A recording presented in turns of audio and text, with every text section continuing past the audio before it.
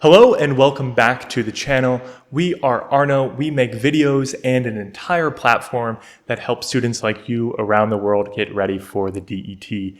In this video, I'm going to teach you 20 advanced vocabulary that you can use to describe cities and picture description questions on the DET. Let's do it. The first word is bustling. This means a place full of activity. It is a synonym of busy. For example, on this bustling street, people are walking, shopping, and eating, and cars are driving by. You could have used busy here. However, bustling is a little more advanced. It's a direct synonym, so just use bustling instead of busy to describe places like this. Number 2, teeming with people. This means a place full of people. It is a synonym of crowded. For example, this image shows a street teeming with people. So instead of saying there are many people or it is crowded, the very advanced way to describe this image would be to say teeming with people. Number 3, commercial. This means a place with many shops. The root of commercial is commerce, which means to buy and sell. This image depicts a commercial neighborhood with many shops and people out shopping. So this would be an area where you would go to browse the shops and buy things, which makes it a commercial area or neighborhood. Speaking of neighborhood, word number 4. A neighborhood means a part of a town or city. This image depicts a commercial neighborhood with many shops and people out shopping. Number 5 is residential. This means a place where people live. In this image, we can see a quiet residential street. This is a street with houses where families with kids live.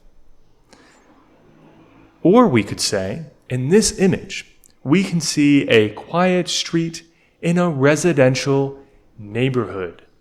So, in the last example, we talked about a commercial neighborhood.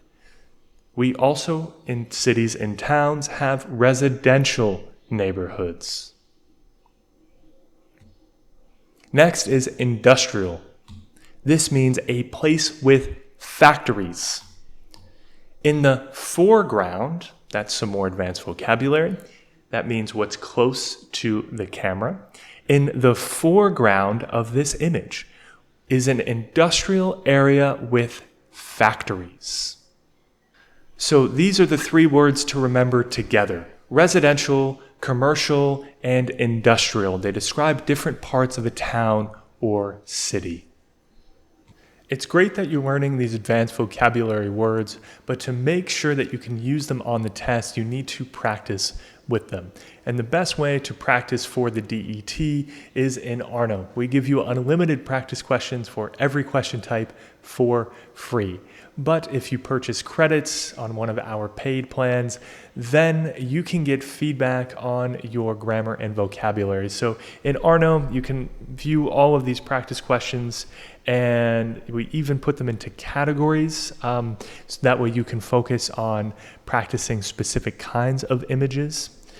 And when you answer a practice question in Arno, you will get an instant estimated score, as well as a breakdown of how much advanced vocabulary you are using. So you can see in this response, not much advanced vocabulary, a lot of room for improvement. Arno will point out your grammar mistakes and invite you to correct them. If you don't know why something is incorrect, you can see the answer and even ask Arno to explain why what you wrote is wrong and why its suggestion is correct. Arno will also point out where you can improve your word choice. So for example, instead of saying it looks like a nice place he is in, you can see that Arno suggests you say it appears to be a nice place to be in. That would be a higher scoring version of what you wrote. Arno will even rewrite your answer to make it sound like a native speaker wrote it, so you can see all of your errors corrected and using the best phrasing possible. And you can also view other people's answers to get inspiration for your own response, to see the things that you could describe. So all of this feedback, all of these features will really help you to improve in picture description very quickly. To check them out, just head over to goarno.io and create your free account.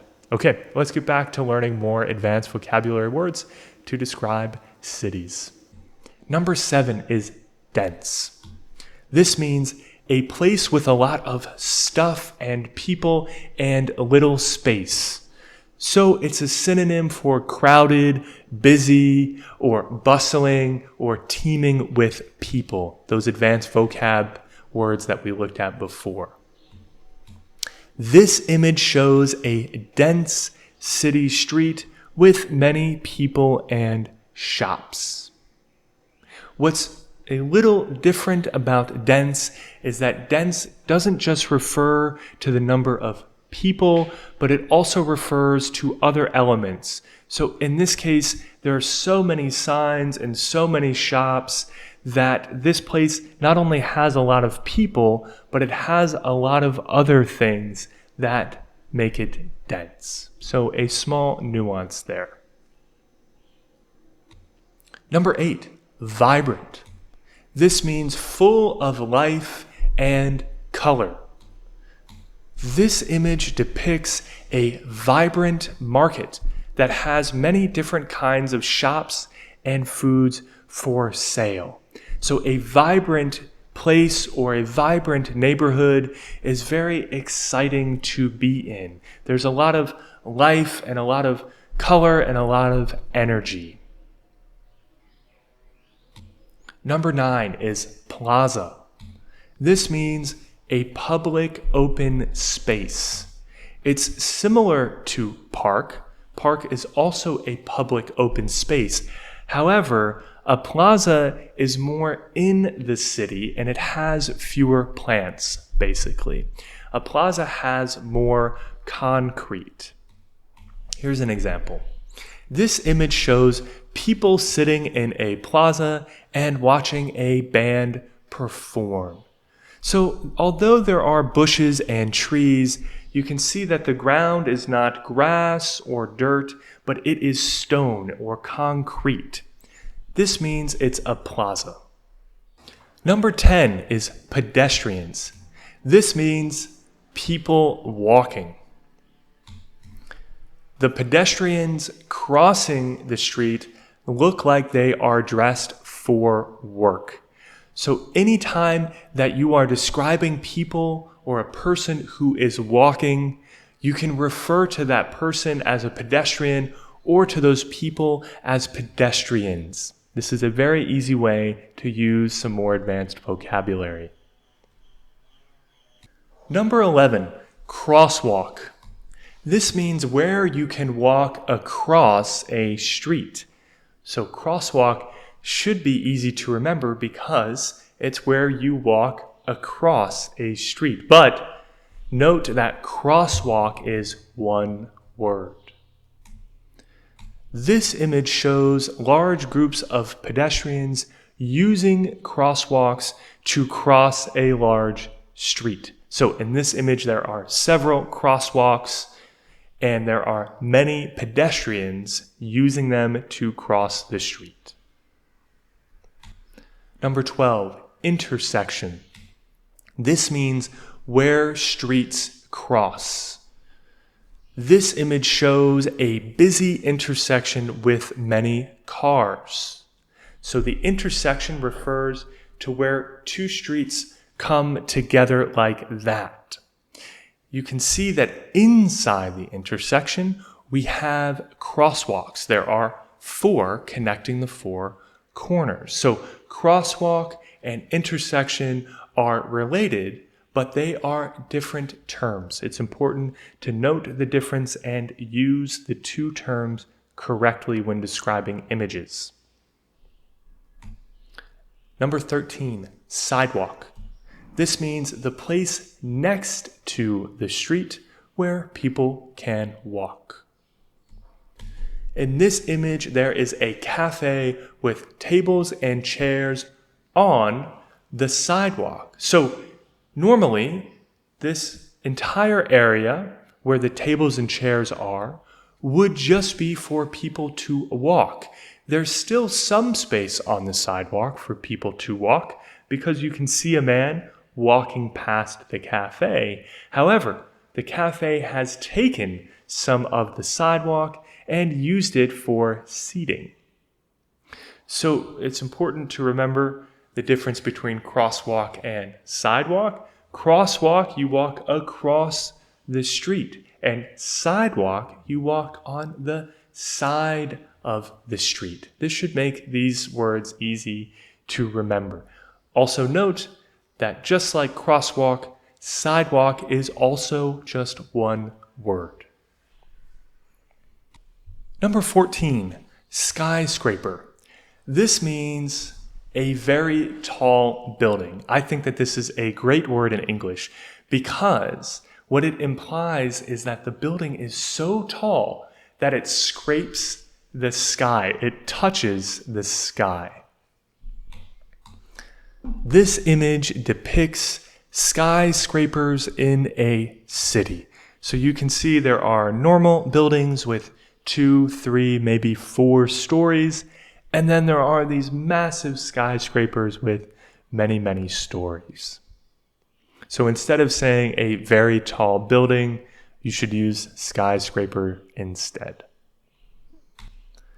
Number 15, skyline. This means the outline of skyscrapers in a city, or the collection of the skyscrapers in a city. For example, this image shows an impressive skyline with many tall skyscrapers. I believe this is in Shanghai or some city in China. For example, the New York skyline is very famous. People have posters on their walls, pictures on their walls of the New York skyline. Number 16, charming. This means pleasant or attractive. This is a charming street with a large tree and wide sidewalk. There are shops. The sidewalk is a nice red brick. There's a nice tree with some shade. The stores look very cute and interesting. This is a very charming street, a very pleasant, attractive street that would be nice to walk down. Number 17, quiet. This means not crowded or noisy. This image depicts a quiet street that does not have any shops or pedestrians. So you can imagine if you were living on this street, if your bedroom window was one of these windows, you would have no problem sleeping because there's nobody walking by, there are no shops, there's nothing making noise. It is a quiet street. Number 18, romantic. This means a good place for lovers, people who are in love. For example, this elegant bridge seems to me quite romantic. Or I could say, this is a romantic bridge. So any place that you can imagine it would be nice walking with your boyfriend or girlfriend or husband or wife or partner makes it romantic. Number 19, gritty. This means dirty. It's used specifically for cities. For example, this gritty street is full of trash and graffiti. So areas like this in a city where there's dirt and trash and graffiti and perhaps homeless people and it feels a little dangerous or dark, those places are best described as gritty. Number 20, futuristic. This means very modern, so modern that it feels like it's from the future. This image with modern skyscrapers and a striking walkway shows a futuristic city. This city seems like it's something from the future. That walkway is such an interesting modern design that it almost seems like it was created on a computer and is not a real place. From here, you should keep studying for picture description, and to do that, you should check out our other videos with a simple template you can use to write about the photo, as well as advanced vocabulary that you can use to describe nature. Okay, thanks for your attention. I'll see you in those videos.